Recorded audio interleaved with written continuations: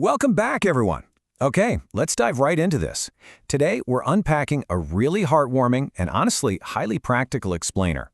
We're looking at something that affects practically every single one of us, household dynamics and that invisible, heavy weight of daily chores. We're going to see how making a massive transformation in your home doesn't actually require these huge, sweeping gestures. Sometimes, the absolute most profound changes come from just the smallest, most manageable little shifts in our daily routines. So I want you to think about this question for a second. Can changing a few tiny, seemingly insignificant habits actually transform your family's baseline happiness?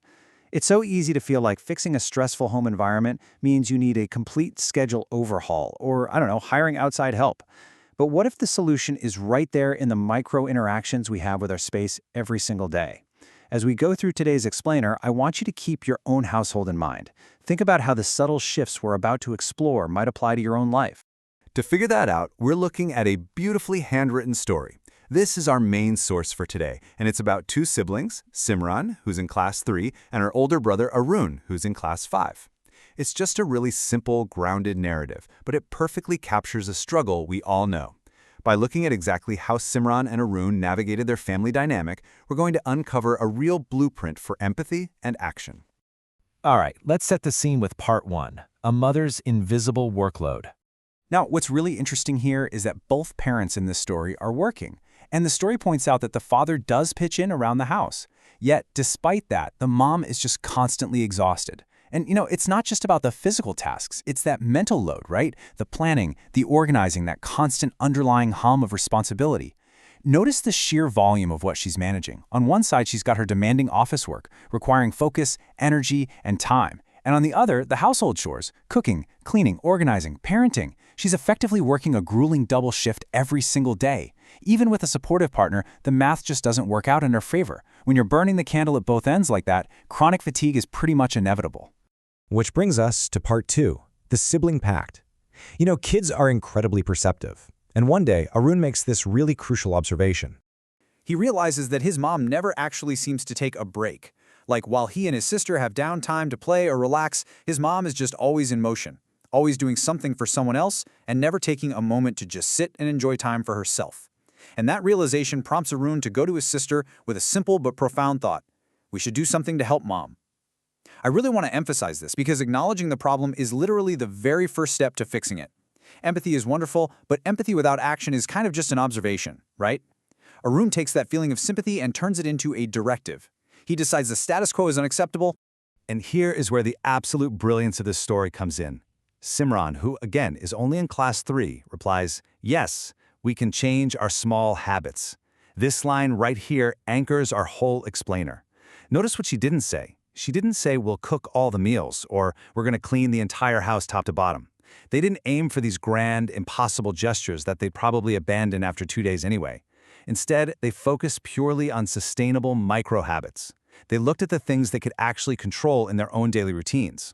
So the crucial part is execution. Let's move right into part 3, implementing small daily habits.